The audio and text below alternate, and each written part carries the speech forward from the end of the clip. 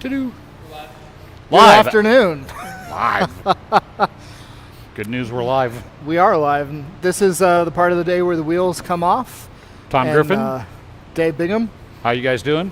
Live from Denver, Colorado. The weather's beautiful.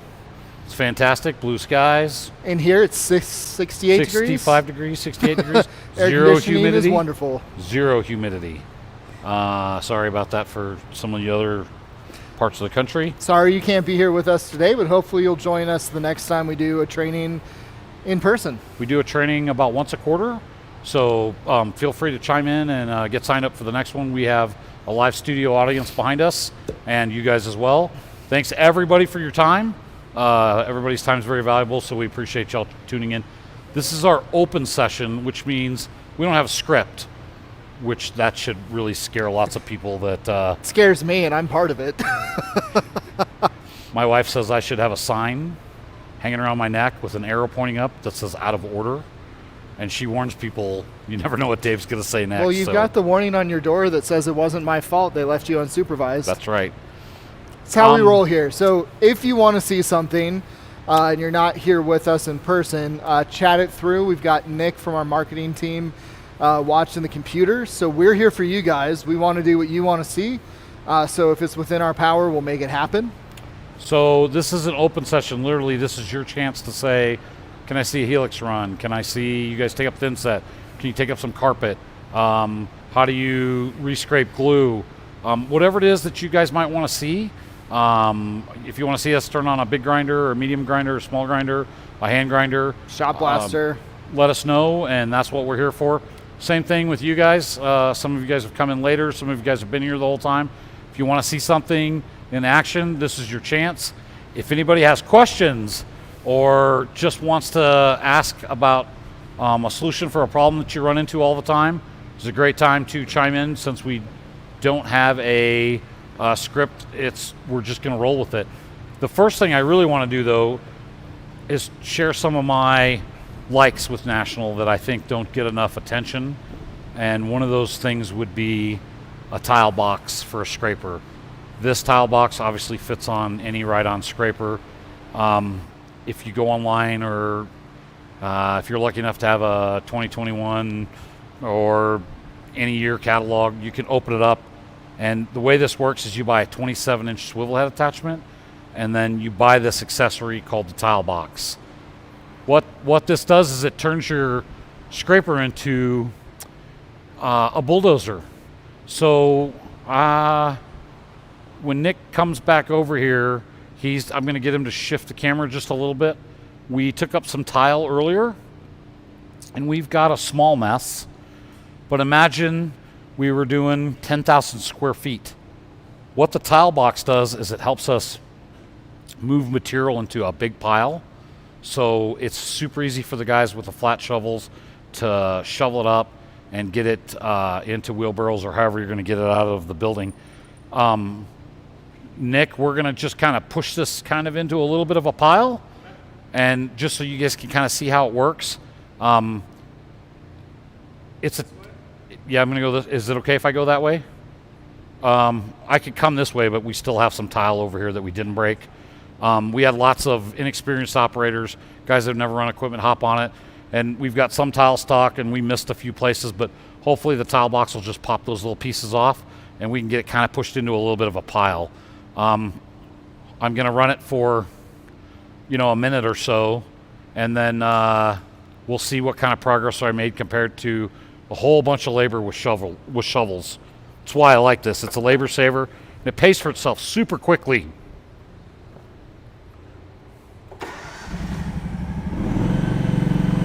Are you ready?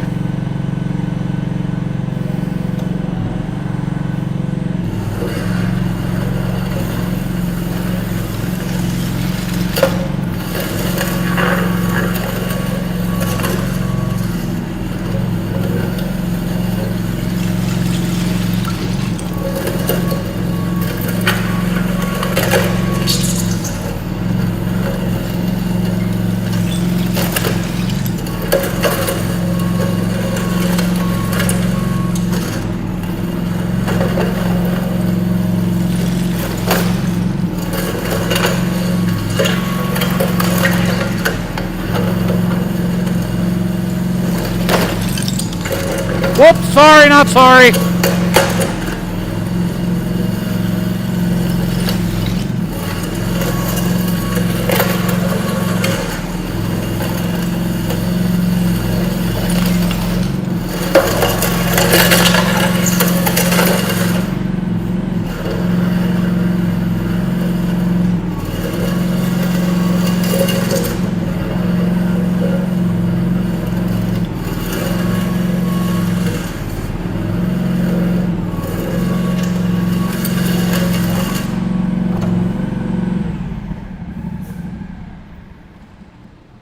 Yeah, the marketing department doesn't like our fans running. They keep turning them off. If I had $1 for every time they turned one of my fans off, I'd be retired. So, if you guys can see, I ran for a minute. And this is a small mess. This is a small little area that we're doing. If this was a much bigger space, my cleanup time would decrease dramatically. So the cost of the swivel head and the tile box is minimal, and your return on the investment for this is amazing.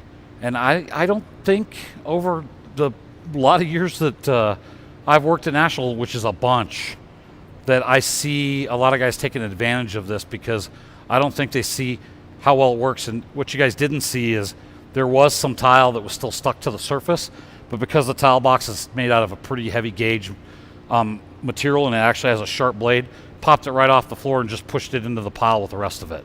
That's another reason why I really like it. You guys see the value in that? Look, so later when they turn the camera off, I get to get my shovel and clean up in here. I've actually made my cleanup for me a lot easier because it's all in one pile, so I can shovel it up, put it in a wheelbarrow, get it out back into the dumpster, compared to me trying to push it all into a pile with a shovel. It's a lot less labor. It's easier. And this is just a small mess. The bigger the mess, the greater the tool really becomes a friend to you to help solve your problems. Do you guys have any questions about the tile box? Usually the question I get is, will it work on other materials? Anything that you can pile up on the job, you can use the tile box to push it into a pile. Usually carpet's taken up in little sections, and you put it on a cart as you go. But rubber membranes or wood floor, we did some this morning, but it was a small section. It's kind of over in the corner, so this really won't help. But if there was a ton of wood floor, I could definitely push all that into a pile. Once I disbonded it from the surface, put it in a pile, and same thing, I could stack it up and get it out of there a lot quicker. All right, so this is where we open it up. Tom is actually in the background.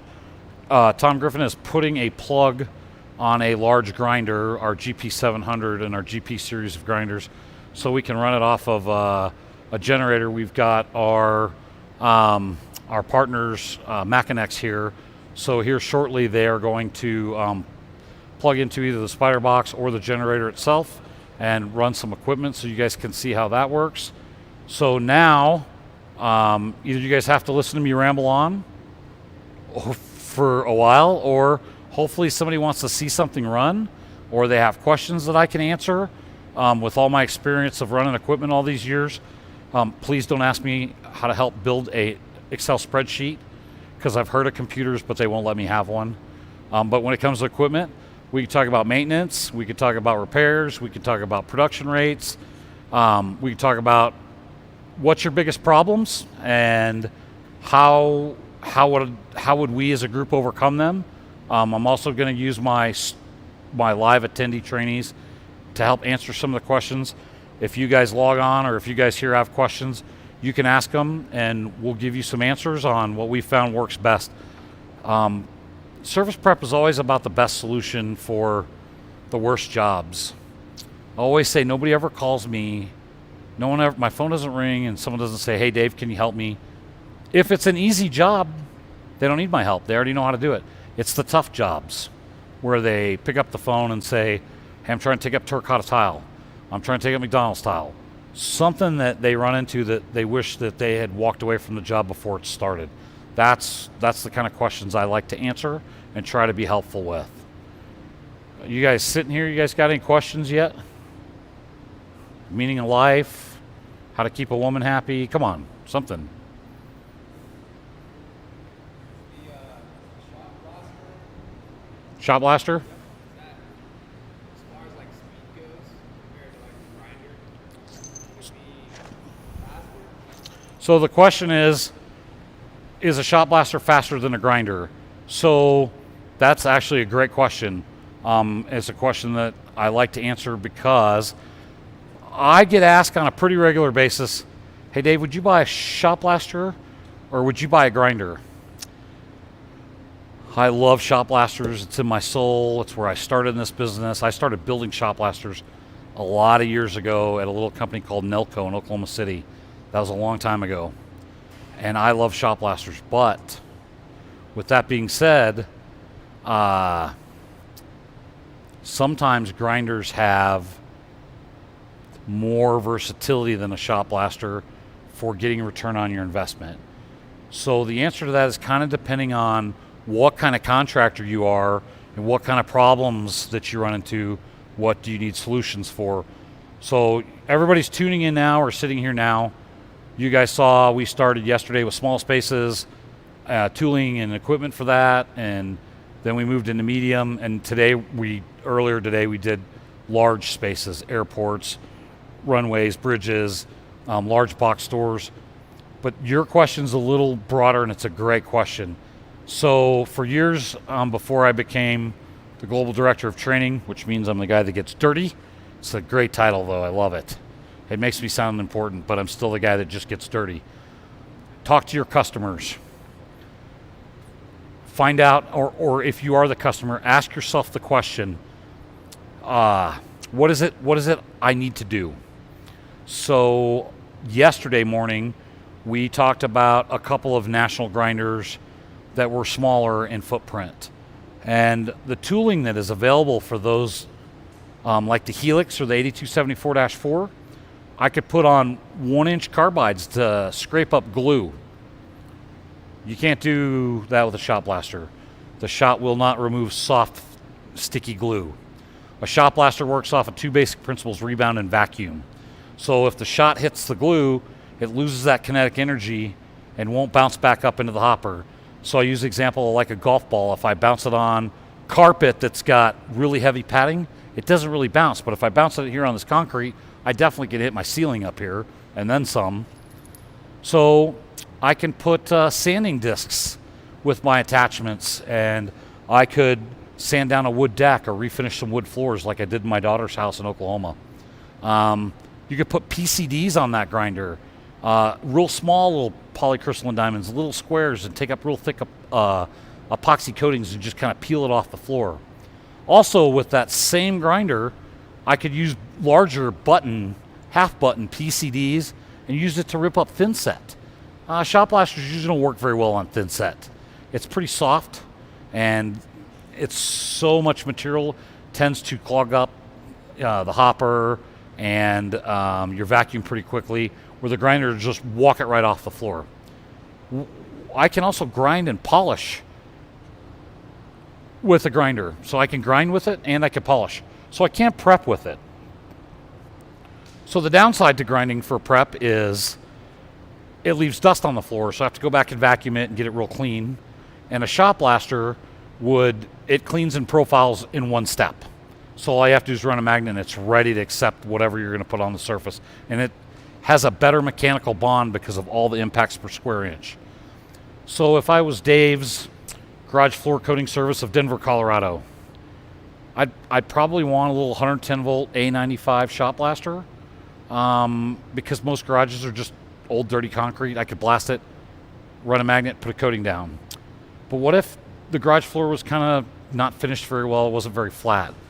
My shot blaster won't flatten that floor, it'll just profile it, where I could take a grinder, I could identify some high spots, mark them, grind them down.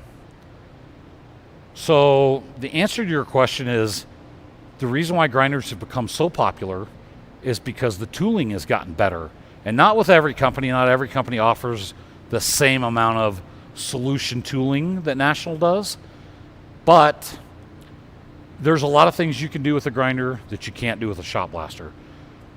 But if I was a contractor and I had 10,000 square feet of straight surface preparation to do. Just shiny, hard troweled, really hard PSI concrete. I want a shop blast because I'm going to do it way faster with way less labor. I'm going to get a better profile, and it's going to be a better way to do it. Grinding, it's going to take longer. Typically, diamonds as a consumable cost more than steel shot. So if you look at a chart, if you ask somebody, ask one of the big diamond grinder manufacturers, what's the average cost per square foot? You will find that shot blasting almost hands down is incredibly less per square foot for preparation than diamond grinding. So still the answer is you need to get to know your customer or where your business is at, or even where your business is at and where you want to go with your business. Somebody told me a little bit ago that they liked my example of most contractors have shot blasters, grinders, scarifiers. They have more than one tool because there's no such thing as one tool that can fix every problem. I love giving the example of if I drove my car into a mechanic's shop and you had a big, huge toolbox and that's your work truck, you know, and he pulls out one wrench and says, I'm going to fix your car. And you'll look in his toolbox and there's no other tools. He's probably not a very good mechanic because he thinks he's going to fix everything with one tool. And we all know that's not the way life works. So you're going to leave and go somewhere else. And I'm not trying to tell you you need to buy every piece of equipment, but if you could only buy one piece of equipment and you're trying to solve a lot of different problems, a lot of times a grinder is a better choice for your return on investment quicker. Because Monday I can take up glue. Tuesday I could polish a garage. Wednesday I could take up really thick epoxy.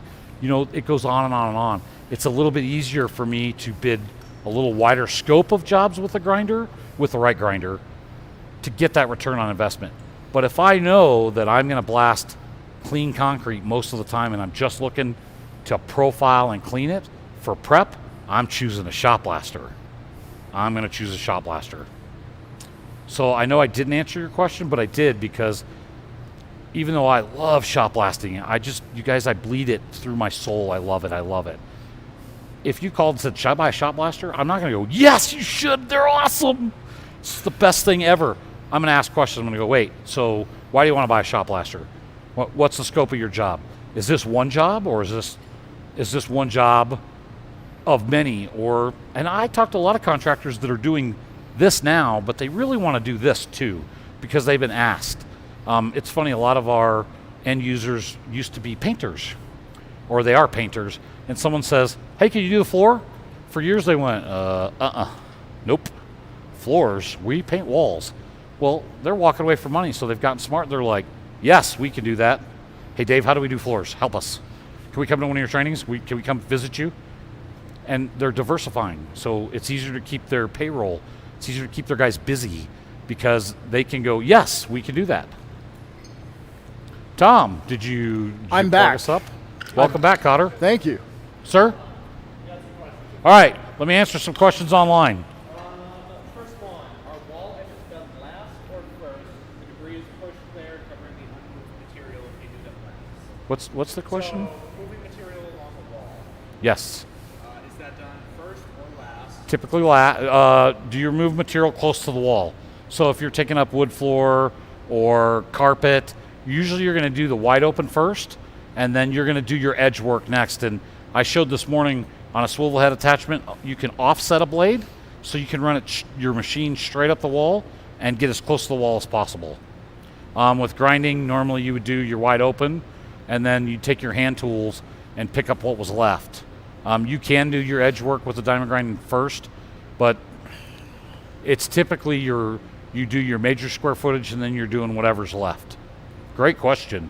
Thanks for the asking.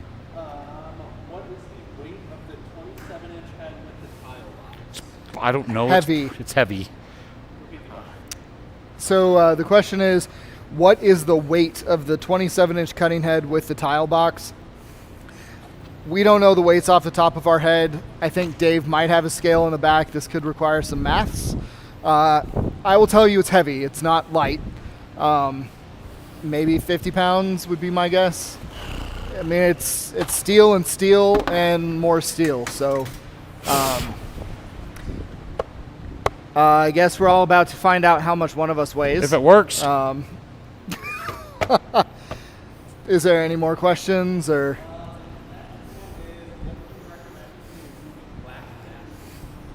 Ooh, black mastic. So typically when we talk about removing We're going to put some batteries in this. Okay. Matt, will you see if there's battery? So the question is, what do we recommend for removing black mastic?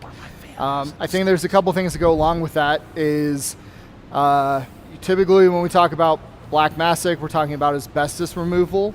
So you really want to make sure that you are licensed and certified and capable of doing that work. Grinding, I've seen scraping. It all depends on the actual mastic itself. So removing black mastic, what do you recommend? Run away unless you're run away. And unless, like Tom said, unless you're qualified and you have a license and you're prepared for that. There's guys as contractors that specialize in asbestos removal. They have licenses. They have everything for decontamination. So if you go to do a little test spot to bid a job and you find black mastic, if you're not an asbestos removal contractor specifically, I would not attempt to do the job. But I know that locally we have asbestos removal contractors. They're running our riders, they're running our grinders, and they're using the riders to remove that tile and as much of the mastic as they can, and then they'll come in with grinders and they'll grind the mastic off the floor to get it so that the concrete's ready for its next application. But you really need to check with your local authorities. I know here in Denver there's been a lot of change over how much airborne particulate there can be, so that might remove having a scraper because there's no actual HEPA filter to filter out the air. So scraping, grinding is the easy answer, but really you've also got to figure out what your local ordinances say. Another question? The cutting head is 33 pounds, the tile box is 13. Oh, good. We don't have to use. I said 50, so we were really close. Can you repeat that one more time for him? So the weight on the tile box, the cutting head is 33 pounds, and the weight of the actual tile box is 13 pounds. So I said 50, so I think that's pretty good. And we don't have to use the scale, which is good. Last time I used the scale, I stood on it, it said, help. So I got off and stood on it again, it said, one at a time, please. So we'll just hide this. I don't like it. Got it a sarcastic mode. Do we have any more questions? Thank you, Becky. Thanks, Matt.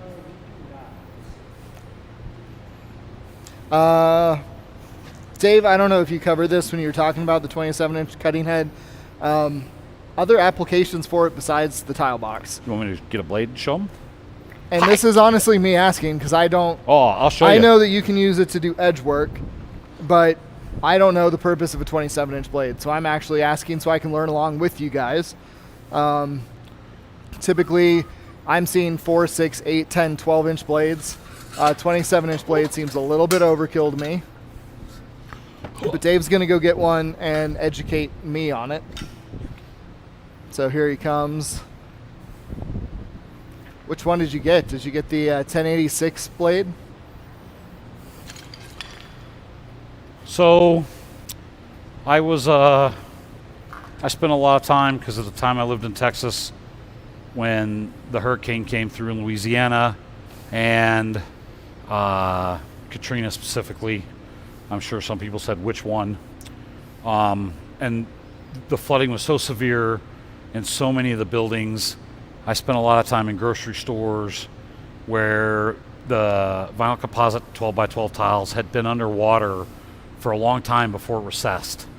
So it basically ruined the bond of the VCT to the floor.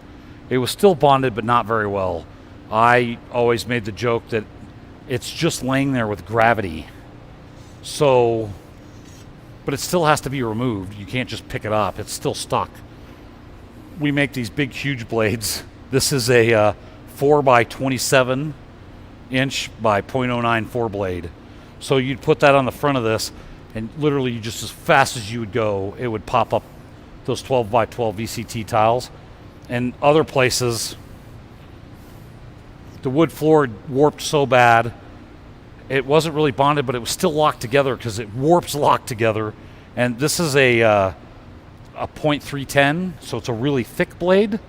And I would put this on, and you would take a crowbar and pop up some of the wood floor, and then you'd put this real thick blade on it with that swivel head attachment, and just, it was actually sad. It was very sad, but it was fun for me running the equipment. It was heartbreaking to see what the effects of the hurricane was, but I did feel like I was helping speed up the healing process. But this 310 blade, I would just walk that wood floor. It was like a war zone. It was really cool.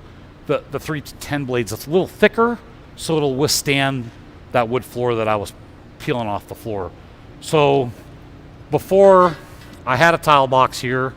I had this 27-inch blade. It's also a 310 blade, but it's a little bit longer. And you guys can see I've used this a bunch. I've just stood it up and used it as a bulldozer, because every once in a while somebody rolls in here from somewhere in Denver or passes through and says, "Can I please have that tile box?" And then I turn it over to distribution, they get an order, and he walks out with it. So I've used this as a backup. This makes a great bulldozer attachment in a pinch. If I didn't have a tile box and I had this blade, which is what happened to me, I used it for that application. Thank you, Dave. Hi. All right. What other questions do we have? All you get. What dangers are behind walls, water pipes, knowing where shutoffs are, etc., with ride-on, tipping over, riding over material, directly going up ramps, and then they're wondering about formal training when they buy a ride, or when they buy a ride. All right. I didn't hear the question. Sorry. The question was, what are some hidden hazards when using one of our ride-on scrapers? If you're on the job site, like if you accidentally run into a wall or run through a wall, knowing where water shutoffs are, where the breaker boxes are, general maneuverability safety. So how do you go over materials so you don't tip the machine over? How do you go up and down ramps? So these are great questions. The question is, on a job site, how can you safely operate this machine? That's a pretty broad. First of all, read your manual. Second of all, use common sense. Doing demos over the years, because that's all I've ever really done is run equipment, I like to rope off an area and tell everybody, stay out. Because as a contractor, you will find when you fire up a ride-on scraper and start taking up tile or whatever at an alarmingly fast pace, it draws a lot of attention. It's like a fight in high school in the gym. Everybody's going to come watch. So I always recommend having a safety guy, somebody that their job is, Matt, you're hired. Keep these guys away, and especially you can't see really behind you. So it's good to have a safety guy that's keeping an eye to make sure nobody's coming into your work area. And that's been probably the most successful. And being aware that there could always be people. I'm constantly looking over my shoulder on a machine, paying attention, and just like backing up a car.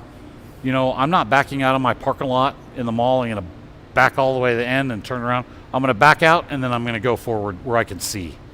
Loading it into a trailer, you always want to back the machine up and then drive it out. A lot of guys are like, but I don't want to back it up. You don't want to back it out of the trailer because of the way the weight is. You definitely want to back it up into like an enclosed trailer with a ramp.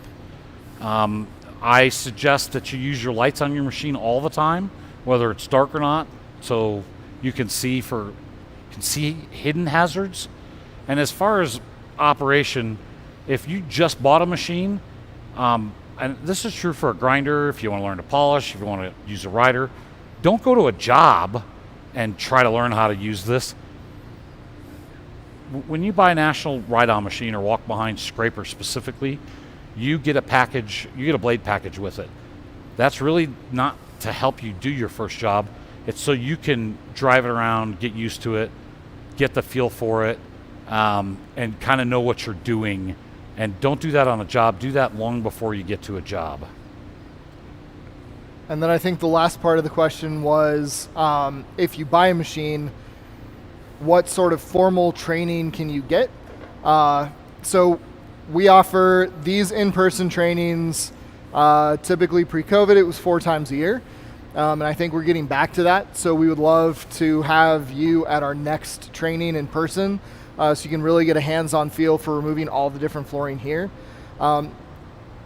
Most contractors probably need a machine long before we have our next training. So the other option is when you buy through a distributor, they will typically have somebody who's familiar with the operation of these machines and can give you instructions. And if they don't, we have a phenomenal team of regional sales managers that whoever you buy the machine through can reach out to. And right now, most of us have the ability to go out and do in-person trainings. So all you have to do is ask, and we'll make sure to support you in every way that we can. And most important answer to that question, in my opinion, is, and I'm not patting myself on the back, I'm actually making myself accessible. My name is Dave Bigham. My cell phone is on 24 hours a day, 7 days a week. If you guys have a machine and you're having an issue, you can reach out to me. I will help you. If you have purchased a machine and you're struggling to get somebody to have a face-to-face touch point, you can reach out to National, any one of the numbers. You can chat it up here. You can get my phone number. I don't know if Nick can run it across the screen or put it in the chat, but what you can do is we'll send you. We'll get you my contact information. We can set something like this up individually. I'm always available for FaceTime if you're on a job. I can make sure you guys know what you're doing maintenance-wise, blade-wise, operation-wise, safety-wise, on a one-on-one basis. You don't have to be here in person once a quarter. I'm always available. This is what I do for a living. It's hard to explain National stance and get anybody to believe it. I wish I could get these guys to come up and testimonial. Some of these guys here have been our customers for a long time. We care about keeping you guys in our loyalty loop for a lifetime. National's not interested in taking over from you and running away with your money. We want to help you grow. We want to be supportive. We believe in service after the sale.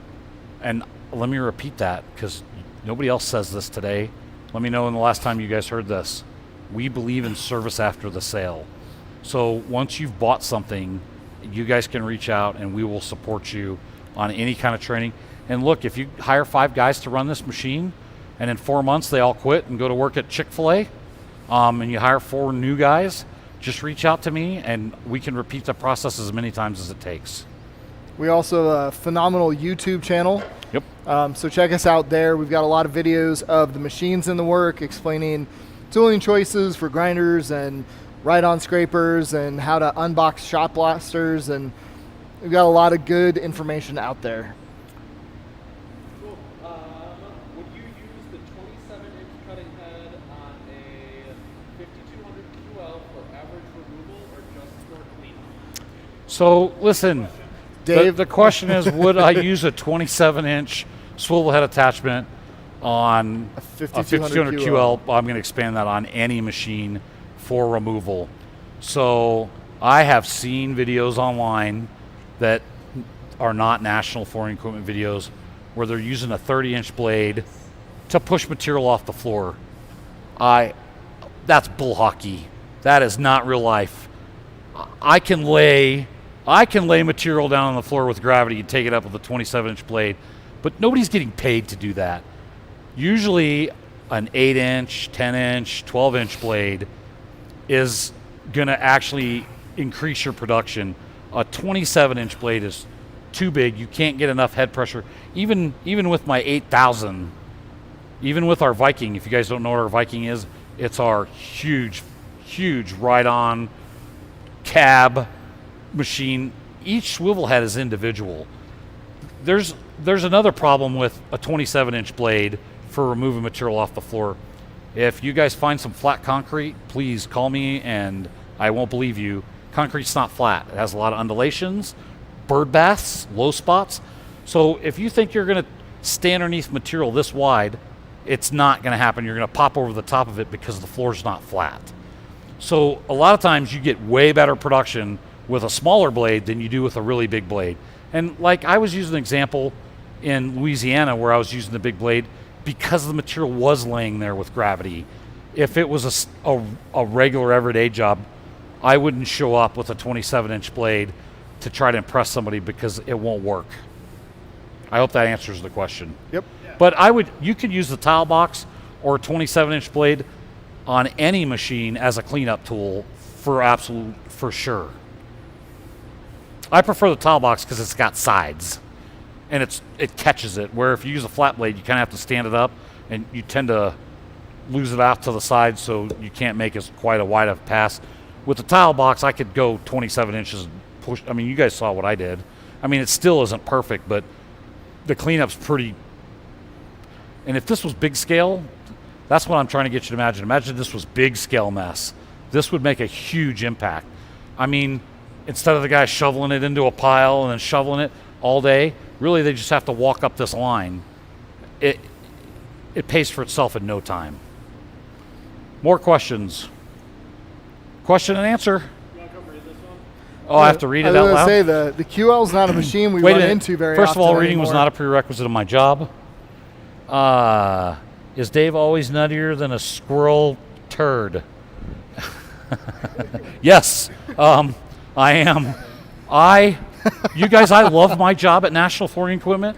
We are family, and we have fun, and I feel like I'm doing a service for you guys. When I'm talking and telling jokes and giving you pointers and putting my heart out there, it's hard to be a contractor. I've said before I'd rather kiss my sister than be a contractor, and don't tell anybody, but my sister's ugly. So it's hard to be a contractor. Standing at the mailbox wondering if you can make payroll, waiting for that check to show up. It's hard. It's hard to be a good contractor because you're really at the mercy of everybody else. So if I can make your job easier, if I can come up with a solution through my jokes and my humor that help you make more money and that makes your job easier, then that makes me feel really good. I don't feel like a used car salesman. I'll never tell you to buy something that you don't need. I'll never tell you something's great if it's not. I'm not a commission sales guy, which is the best thing, because if you ask me, this is the only job I've ever had where if somebody asked me, I can say exactly what I'm thinking without getting in trouble. My whole life that got me in trouble until I got here where they said, hey Dave, what do you think about this? Oh, it's a horrible idea. Why is that a horrible idea? Well, because. And they're like, oh, okay. Everywhere else in the world, they want you to tell them what you want to hear. And I'm just not that guy. Just not that guy. But thanks for the compliment, by the way. We love That's you, the Dave. nicest thing anyone said about me all day. Any more questions? Anything you guys want to see running, turned on? Don't have anything right now. Studio audience, everybody look under their chair. You get a scraper, you get a scraper, you get a scraper blade, scraper blade. No, you guys I was aren't going to helping say, me you're at all getting 550s. That's what we got. So what can we do? What can we run? What can we show? It's going to be a short session if you guys don't want to see something or ask questions. Well, it's a great opportunity. You've got Tom here, who's an expert. You've got myself. You've got a whole room full of people. We've got Matt Segura here, who's joined us from Minneapolis.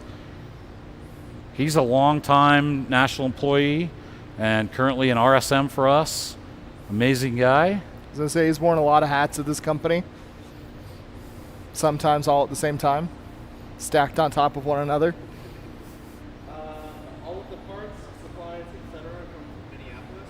So, great question. No. Parts, supplies, Distribution. all come from Minneapolis. When you order them, they I disagree. will ship from our home office. We have distribution all over the world Yes. that stocks all kinds of parts for you guys.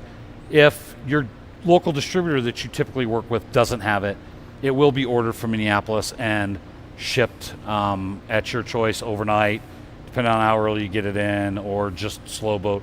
But fortunately for National, our distribution network is never ending. We have distribution in every country that you could shake a stick at, and all over domestically. So chances are, if you have good distribution, they're stocking National parts, blades, shanks, wheel motors, you name it. Now, if it's some real odd part that they've never had a request for, it might have to come from Minneapolis. But I would work with my local distribution first. And if they're not stocking the blades you're using, you should ask them, why are you not stocking the blades that I need? And maybe they will next time. Keep you out of a pinch. You also asked where R&D is, so maybe just talk about the different offices. Yeah, so that's a really great question. So the question is, where does our research and development take place? National, domestically, headquarters, manufacturing, and our R&D engineers are in Minneapolis, and they are back there in the center of everything.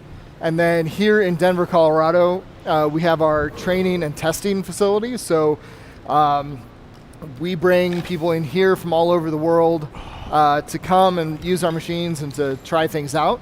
But then also when our R&D team needs machines put into a real life situation, typically they'll come here to Colorado or to one of our other employees that are out in the field, and we'll be able to find contractors who are doing the work to help us out, that partner with us. But it's really great having two offices. The Denver office, we joke, Minneapolis in the middle of winter is really kind of hard to get people to go to for training. But Colorado in the middle of winter, that's a whole different thing with the Rockies just down the road from us. So we've been here for, well, this office almost 4 years, but I think we've had an office here for almost 10. Almost, yeah. Internationally, we've got distribution in Europe and an office in Europe. And then we've got a wonderful distribution partner in Japan and Australia. So, I mean, we literally have worldwide coverage for you guys. Good question. Thanks, Tom. Questions? What do you guys want to see? You can't see that. Nice try. I don't have the authority. All right. More questions? More questions? Anyone? Well, We'll leave the stream up. Okay. We'll mute your guys' mics. We're just gonna kind of work through cleaning up and everything, but we'll keep an eye on that. Sweet. so I was going to say, I think the next thing we might do is our partners at Machinex are here, and we've got some generators that we want to try running some machines. So if you guys are curious about how Machinex generators perform or have any questions about those, we'll have Joe here in a little bit who could probably answer some of those questions. But Nick was just saying we're going to keep the stream open so you guys can chat in. You may not be able to see us, but we're going to keep monitoring it, and we'll pop back on as needed. So thank you guys for watching. Stick around, especially if you have questions about generators. Fantastic. Thanks again, guys. Hopefully we get questions coming in.